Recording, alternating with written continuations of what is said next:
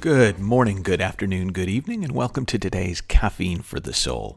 So this week we're exploring a phenomenon I call the Facebook feed of the mind, confirmation bias, the tendency for our own thinking to follow itself, to reinforce its own biases.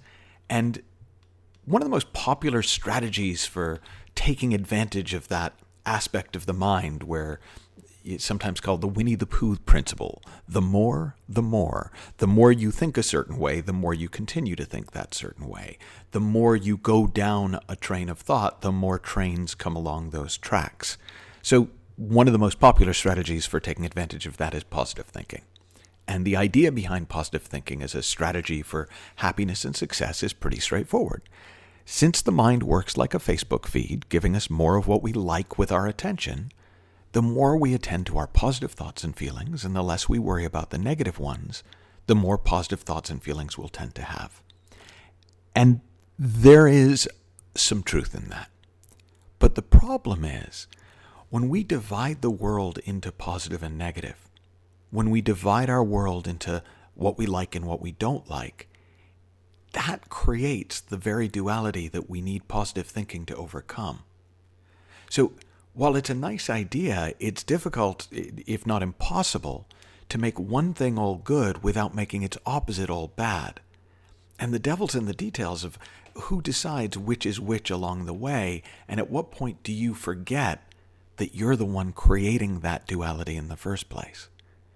Now, another strategy, very popular, especially nowadays, is mindfulness. And traditional mindfulness meditation encourages us to stay present to our physical body, to where we are in the moment.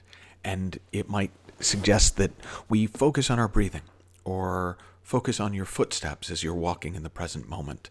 I remember I had a mindful golf thing once where you're supposed to feel the feeling of your feet as you walk down the course. And as that happens, as you're focused on your breathing, you're focused on your feet, you watch your thoughts float by like so much flotsam and jetsam in the river of your thinking. And by staying attuned to what's coming up in your mental newsfeed without ever clicking on the thumbs up or thumbs down button, you're able to remain sane even if your thinking is going crazy. And again, there's some truth to that. It allows us a calmer, wiser perspective on things.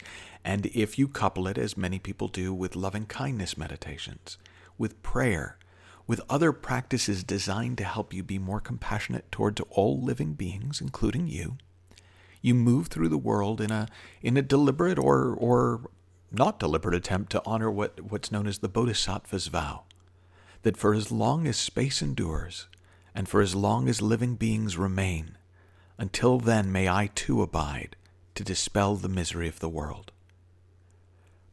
But there's a built-in limitation to the practice of mindfulness, and that's that you have to actually practice. And millions of people who come to mindfulness aren't really coming to mindfulness to dispel the misery of the world. They're coming to it to be less stressed at work. They're coming to it because it's healthy. They're coming to it because somebody told them they should. And so the discipline of constant practice seems a steep price to pay when a few beers after work, maybe a Xanax prescription, seems to have roughly the same effect. So if positive thinking and mindfulness aren't going to get the most out of our Facebook feed of the mind, if they're not going to lead to a more well-rounded, a more realistic experience of life, what is? Well, there was a time when our son was in high school, and we worried that he was becoming addicted to social media. And we tried a few times to impose some restrictions on his computer time. And in the end, we just thought, let's just wait and see if something new is going to occur to him or to us that might bring him back to life and away from his screen-induced stupor. And to our delight, and in fairness to my surprise, I remember one day he was back to himself.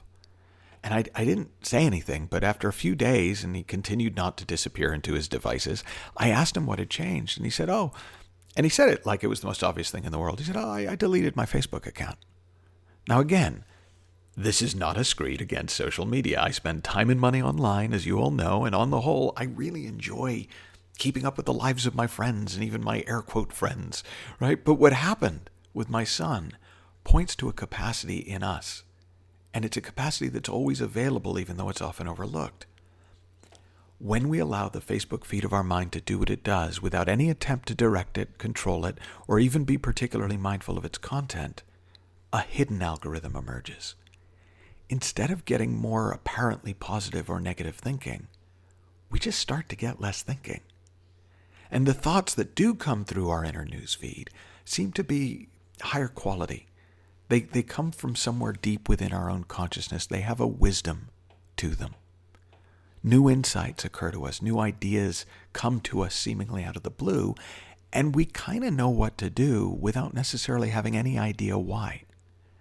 And this innate capacity is a part of what I talk about as the principle of mind, a fundamental pre-existing intelligence that can be seen throughout the natural world and appears in human beings, that's all of us, as common sense and as deeper wisdom. And I'm going to talk more about that in the next podcast. Until then, have fun, learn heaps, and I'll talk to you soon.